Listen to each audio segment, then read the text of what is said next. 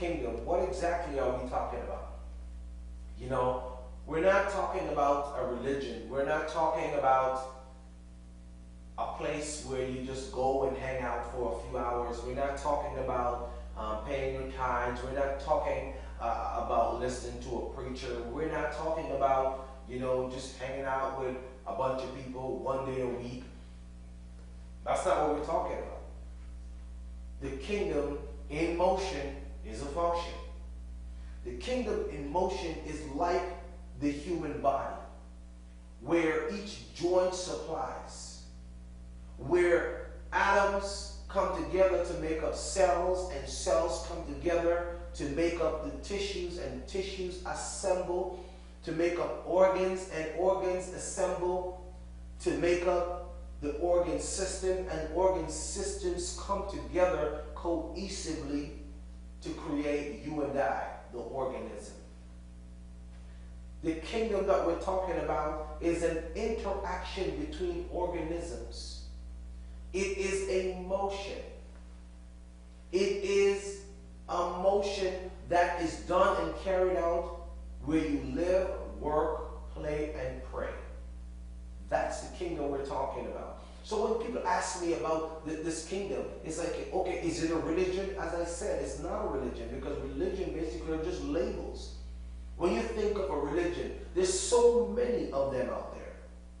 There's so many religions. And this is where the confusion arises, when people think, oh, well, because I'm a Christian, then, you know, I'm going to go to heaven. Because I'm a Muslim, then I have to do something to go to heaven. Because I am Buddhist, then, you know, I have to do this. And all these different religions are nothing but just labels. You know, I want to tell you something really interesting, that, you know, we're all created in the image of God, but after we've been created, we have subdivided God in so many little pieces that it's almost impossible to recognize who God is, because he's broken up into so many pieces. He can't be found, can hardly be found. And so I say to you, the one God divided is godlessness. Why? Because there are less of him to go around. But God in one is God one in mind, spirit, and in truth. When you divide God amongst all the different religions, it's hard to find him. But when he's fully assembled, he is God in mind, spirit, and in truth. That's the God we serve. That's the God we serve. And speaking of serving, I remember one time I was asking, you know, God this question. You might call it a dumb question.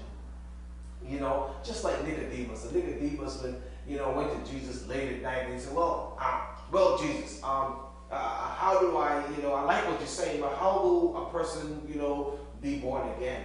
And Nicodemus said, you know, well, can you tell me the answer? And Jesus was, well, you must change your mind. I said, what? Change my mind? You mean I have to go back into my mama's womb for a second time I'm reborn? No. Jesus said to him, you must be transformed by the renewing of your mind. Renewing of your mind just means change your mind from the thinking that you were thinking to a new thinking. You know, the Bible also states that as a man thinketh, so is he. James Allen also wrote a book on that. He said, you know, as a man thinketh in his heart. I'm telling you, man, as a man thinketh, that's a great book, and I would encourage you to go and read that book.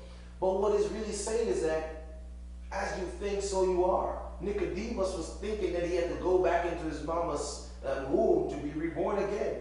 And I had the same dilemma. I was thinking to myself, how in the world do I even serve God, you know? I was confused, man. I was so confused, I didn't know what hit me, man. I was listening to all these people, these Christians going around, and all these different people saying, I'm serving God. You know, I'm in the army of God, and I'm serving and all of this. I'm saying, whoa, hold up, wait a minute. I said, how do I even serve God? And he owns everything. He said, the earth is the Lord and the fullness thereof. How do I even serve God? And then the revelation came to me that if we are created in his image, whatever we do to the person or the image that we see, we did it unto God. He said that the least that you do unto the stranger, you've done unto me. I remember the Bible also said that we should entertain strangers, because in doing so, we entertain angels unaware. So we don't even know what's really going on sometimes. We're not really fully aware of all the things or the complexities that are around us when it comes to other individuals. Knowing that it's the image of God that's reflected himself, that's manifested himself. And if we just take some time and step out of this comfort zone, this me, myself, and I, we will experience the kingdom unlike anything else. And as I said, I was having this dilemma, and I was talking to the Lord, and I said, Lord, what in the world is this stuff, man? What's going on? Everyone talking. He said, when you do for the least, you do for me. The Good Samaritan was another scripture that came to me, because the Good Samaritan was talking about someone who just did for somebody who could have been him on the road bleeding. And he took him up and he brought him to the inn, and he said, whatever he needs, just make sure he has it. I thought that was amazing. And if we step out of our comfort zone and do for the next person as if we're doing it for ourselves, we actually are serving ourselves. When we serve the next person, we're serving ourselves. It's just like both hands. One hand washes the other. In the end, they're both clean. When we do this to other people, we're literally washing ourselves when we clean the next person. The good news is that you can't wash your hand by yourself. If you have the soap, you can't even lather it properly. You need to pass the soap back and forth so you can both lather up, and in the end, you're still going to need the next hand so you can rinse off, and then you need the next hand so you can towel off and dry off. In the end, both clean. That's the kingdom we're talking about. The kingdom is a function, not a religion. The kingdom is a function that is dependent on relationship. Religion has nothing to do with relationship. The kingdom is relationship driven. The kingdom is work centered.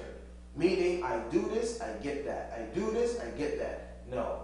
The kingdom is first a relationship with the Creator that allows you to manifest His blueprint to make it a function that brings about the purpose, which is the mind of God in motion in the earth that brings heaven on earth. I know I've said a lot. This is Andrew Guy. Listen, I want you to join me next time when I'm talking about how to manifest the kingdom in your workplace, how to manifest the kingdom on the playground, how to manifest the kingdom in your home, and definitely how to manifest the kingdom where you pray. And remember, praying has nothing to do with church. Praying is a communication between the created and the creator. All right? Created and the creator. That's basically what praying is. All right? This is your boy Andrew, author, speaker, international leadership and people skill trainer. I want you to sign up. I encourage you to go ahead and sign up for my newsletter so I can send you out my 5-part training on the kingdom in motion. All right? I'm looking forward to connecting with you. I can't wait to have you read this book and then send me your feedback. Join me again for the anatomy of the kingdom, the power of community, the kingdom in motion. This is Andrew Guy saying, take care and have yourself a super day.